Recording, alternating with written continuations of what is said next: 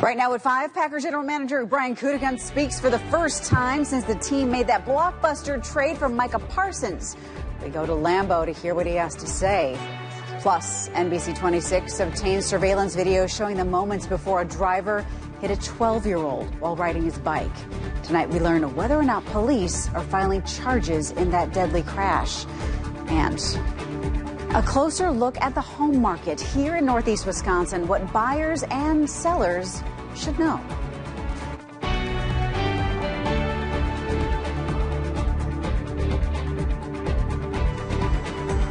The newest Packers has landed. Star linebacker Micah Parsons just touched down in Green Bay in the last hour or so. The three-time All-Pro is speaking to the media right now. Thanks for joining us here at 5. I'm Nina Sperano. Packers General Manager Brian Gutekunst is at the podium speaking for the first time since the team acquired Parsons from the Dallas Cowboys. So let's listen in. We're excited to get him out there and get him with our team so that he can get up to speed as fast as possible.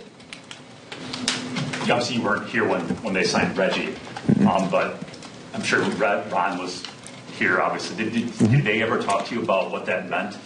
And is there maybe some parallels with Micah being? Yeah, I don't think there's really any parallels to that at all. I mean, again, I wasn't here, so it's hard for me really to compare that. Different time. I think the Packers organization was in a different space at that time. So I can't really comment on that. Mike is his own man, and he's going to forge his own path here. But I think he's going to be a really, really good fit for our locker room, really good fit for our team. But that was a little before me. What do you think he can give you guys in 9 days? Yeah, I think we're going to have to see, right? He's just getting through the physical right now, and we'll have a chance to get him out there Monday and see where he's at. Certainly, I think we're hopeful that he'll help us in some form or fashion in the opener. But I do think it's on us to be smart and make sure that he's ready to go. The fact these talks were happening at this time of the year, not like before the draft or something like that, how did that kind of impact the negotiations, and did it help your cause a little bit, do you think, in terms of? Yeah, that's an interesting question. Not really sure. I mean, I think obviously when the draft's coming up, there's a deadline, and that certainly sometimes can spark things, so to speak. So this one was probably a little bit more drawn out than maybe right before the draft or in those days. So, but again, very thankful to that is the Packers GM Brian Gutekunst talking about the big Micah Parsons trade. We're going to hear from Parsons at 6 o'clock. Our sports reporter Kelly Hallinan will have more on what the GM has to say a little later on in our show. We are talking a lot about the Packers, and today's weather is feeling a lot like football season. Let's send over to Chief Meteorologist Cameron Moreland. And Cam, a taste of fall is in the air.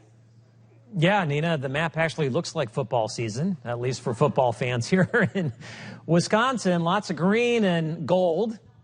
Okay, technically yellow, but we've got temperatures that range from the lower 60s to the lower 70s. Sky conditions right now across northeast Wisconsin range from mostly cloudy to mostly sunny.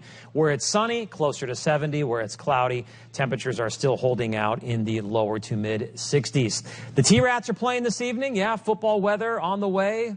Feels like baseball season kind of wrapping up as far as the weather is concerned. Sun and clouds at first pitch, and then stars and clouds as the game wears on, with temperatures falling from the 60s into the 50s. Nina? All right, Cam, thank you. Now to more top stories. Tonight, police are revealing the results of their investigation into a crash that killed a 12-year-old boy earlier this summer. Green Lake police say the driver in a deadly crash which killed a 12-year-old boy earlier this summer was not criminally negligent. I'm Perry Apostolakos, and I spoke with the late Emmett Zudrow's mother, who tells me she is upset with how the case has turned out. This never-before-seen surveillance video shows the moments before 85-year-old Gene Woley ran over 12-year-old Emmett Zudrow while trying to pull into a parking space, hitting the gas instead of the brake. Emmett died from his injuries. Police documents show Woley was not under the influence of any drugs or alcohol and was not distracted by her cell phone or anything else. Records show Woley has been cited for disorderly conduct with a motor vehicle, failure to keep a vehicle under control, and driving over a curb through a safety zone, with fines totaling $668.10, which for Emmett's mother, Angela Zudrow, is not enough. It's not enough to take her off the road. It's not enough to force change. It's not enough for anybody to wake up and say we need to do better. Police say a report has been submitted to the state for a review of Woolley's driving capability. I reached out to Jean Woolley for comment and got in touch with her husband, who tells me the couple's lawyer has advised them not to speak publicly about the crash. In Green Lake, Perry Apostolakos, NBC 26.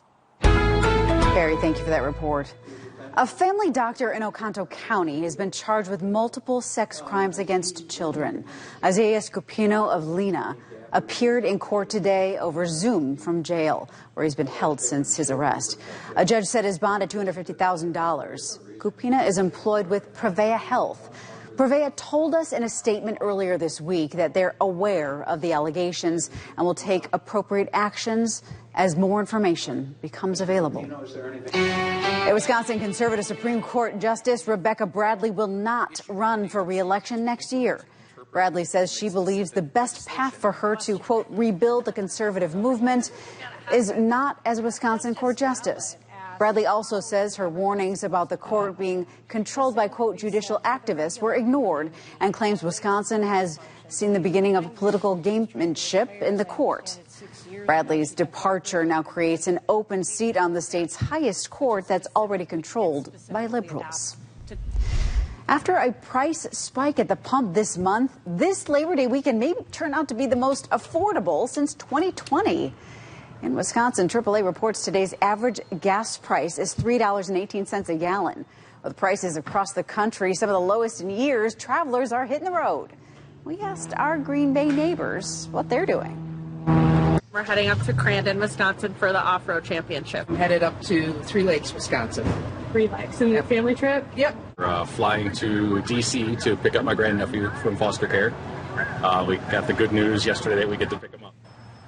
So if you're traveling this weekend, AAA suggests leaving early to avoid the heaviest traffic. For tomorrow, they say it's best to start your journey before noon. Home prices are rising, inventory is tight, and demand is strong. In Brown County neighborhoods like Ledgeview and Lawrence, homes are being sold almost as quickly as they're being built. I'm NBC 26 Today's McLeod Hageman sharing how record high inflation and current tariffs are shaping the markets across northeast Wisconsin. Across the state, listings are up about 7% compared to this time last year, while the median home price climbed 4.5% to roughly $322,500. According to realtor Alex Young, some of the biggest challenges for northeast Wisconsin buyers is competition. Young says a trend he's seeing now, more first-time home sellers struggling to find their next home. We're seeing a lot of bottlenecking right now in that step-up home buyer, which where the interest rates are and where the prices are is making it a difficult decision. And northeast Wisconsin home builders also say tariffs and inflation are playing a role in the projects. But for the most part, northeast Wisconsin's market has been relatively insulated from the west and east coasts. Whether you're looking to buy or build, there are resources available for home buyers, like help with their down payment. To see whether you're income eligible, I have posted a link with more information over on our website. That's NBC26.com. Reporting from Lawrence, McLeod Hageman, NBC 26. All right, thanks, Mac. A Door County baker who spotlights the region's hospitality is now getting quite an unexpected following far beyond the peninsula. A behind-the-scenes look at her work coming up. For the first time since the Micah Parsons trade, we're hearing from Packers general manager Brian Gutekunst. Kelly Hallinan was at the press conference and now joins us live from Lambeau. Kelly. Yeah, Nina, that press conference wrapped up seconds ago. I just ran out here right afterwards. Head coach Matt LaFleur is actually going to be addressing the media now, and then we'll be able to hear from Micah Parsons himself. But the main key for Gutekunst was that Parsons is a unique player, and this was a unique opportunity. He said Parsons is the type of guy that rarely becomes available to us. He actually compared him to Xavier McKinney and Josh Jacobs and said there's not a lot of players out there where their best football is ahead of them. He actually compared this back to 2018 when he was in negotiations for Khalil Mack. He said you got to be in it early. With Mack, they were in it a little too late, and he wouldn't say when they went into this, but he did say that it was with a smile fairly early and took us through why it was the right time. I think every team is different, there could be times that that this might not make sense for some of the teams we've had in the past, and but for our team right now, I felt that this was an opportunity to make us a little bit more diverse in what we want to do on defense. And again, it really comes down to the player. I mean, these guys just don't, these opportunities to acquire these players just don't come around. Not only a talent like this, but one who's proven in the league, whose best football is ahead of him. I mean, it was a very unique opportunity to acquire a player like this. In my time, there hasn't been very many opportunities like this.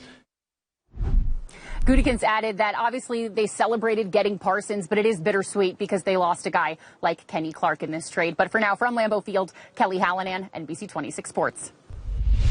Kelly, thanks. Your final forecast is next.